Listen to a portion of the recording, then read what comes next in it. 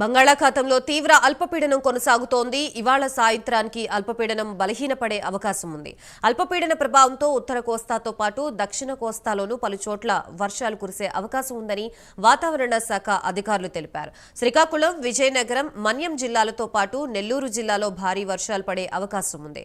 విశాఖ, కాకినాడ, నిజాంపట్నం, మచిలీపట్నం పోర్టుల్లో 3వ నెంబర్ ప్రమాద హెచ్చరిక జారీ చేశారు.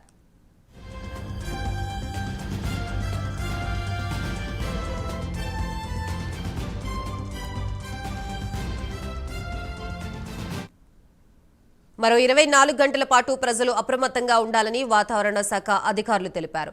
మత్స్యకారులు సముద్రంలోకి వెళ్లొద్దని సూచించారు. రైతులు, గొర్రెల కాపరులు మరింత అలర్ట్ గా ఉండాలని, చెట్ల కిందకి అస్సలు వెళ్లవద్దని వాతావరణ శాఖ అధికారులు హెచ్చరించారు.